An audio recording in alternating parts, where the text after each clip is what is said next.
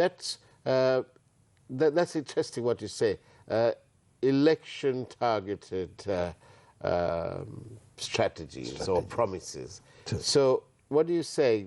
You can say those things at election, but when it comes to the real McCoy really doing it, then there's no room to implement those promises. Is that what you mean? Yes, because the reforms are essential. Right. The issue has been last 4.5 years that they wanted to target people for elections. Yeah. But that cannot be done practically because of government is having excessive budget gap. Right. So therefore we need to rationalize this government expenditure, and you can see government income has increasing, expenditure also increasing. Right. So without cutting government expenditure, we cannot reform taxes. Right. So that therefore I think it's essential. You see the government construction sector, I always say that. When it comes to construction in individual construction and public sector construction, almost 4 times higher in the public sector construction. Right. So that is because of the process, tender procedures, and everything should be restructured in the Sri Lankan situation. And why is that different? Yeah, that different is because gradually everybody feel that the government taking government money is easy and government money is essential. What do you mean everybody?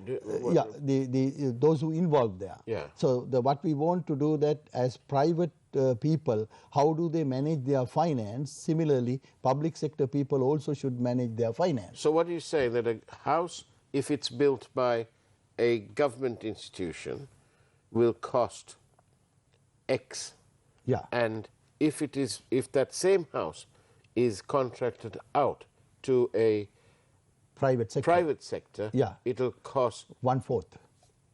1/4 of X. Yeah, you can see the Sri Lankan cost expenditure is the most important thing. We are spending huge amount in public sector. Right. This cost structure we have to rationalize in case. So when the government does it, I'm trying to get my head around this. When a government does something, it's going to cost 4 times more. Yeah, that's why is such a big because difference? of these tender procedures and the commissions and all this. You mean corruption? Yeah, corruption also included, but more than that, tender procedures and the why is it because it's commissions given? So commissions officially given? Yeah, officially or unofficially, both sides. So unofficially falls into corruption? Yeah, that's true. That's true. So therefore, the public sector reform is the most important thing. Right. So how do we reform public sector is important. And on the other hand, we can see now economy is booming in one sector, which we need to understand, ICT and business consultancy sector, which has been growing 20.8% during the last quarter. So that's one of the good area. But for that, we need to focus education reform. I see. And talking about the ICT sector, President Rajapaksa has appointed a star-studded board to ICTA to drive the digital growth in Sri Lanka. Yes. So that sort of reflects what you're saying. Yeah. Sri Lanka should be the hub of, I think, ICT sector in South Asia. Right. Because many people believe that if our education sector reform and move into more advanced vocational and professional education on ICT sector can bring more foreign currency to Sri Lanka. And the questions have started coming in. Thank you very much. Keep sending them in to 0772 300 305 by SMS only, please. And can you ask your guest how the government is going to run without 1/3 tax income? So, Professor, there you go. Yeah, the issue is that, as I explained, how to cut the government expenditure. Because in Sri Lankan context, we always think that we need higher taxes to maintain the economy. Not that. The most important thing is whether government spend the same money or more money than the taxes. Keeping with the loss-making larger public sector organizations, we need to get more and more taxes. We need immediately, I think, reform the public sector institutions, loss-making institutions. That is one area. And the other thing that we know, the unnecessary expenses we have to cut down. I see.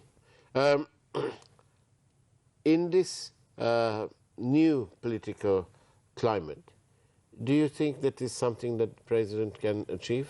Of course, I think we all have hope. The majority, that's what the election reflected. Yeah. The issue is that there are 6 sectors we need to think in Sri Lankan context. One, of course, most important sector is the agriculture sector. How do we reform the agriculture sector? Second is the public sector reforms. How do we do the public sector reforms? Third is the education sector, where we need to perform very well in the education sector. The fourth, we know how do we go promoting exports and entrepreneurship and small businesses. So that is very important. And fifth, of course, tourism sector. We have to see how do we reform our tourism sector and target it for in tourism. Now we are getting only 3 million tourists, less than 3 million tourists, but India is getting more than 10 million. It's a bigger country. Yeah, bigger country, but that's not the size of the country matters. Right. Right. So say the France is getting 80 million. So that's the largest I country say to you, it's a different economy. Yeah, different economy. But the tourism does not depend on the economy size. Tourism depends on how we target. In today's world, everything is strategic decision making. If we don't take so it has to be targeted properly. Targeted properly. So it has to be focused, and this focus you can only get with whom? Yeah. With your chum who gathered you 1,000 votes, or with a professional? With the professionals, with the professionals. That's why I always say that the professional involvement in administration is essential in Sri Lankan context. So all these brothers-in-law, cousins, brothers, little brothers, elder brothers, sisters, and all that, no more chances. No more chances in Sri Lanka. If you want the economy to That is what. change. That's what we say.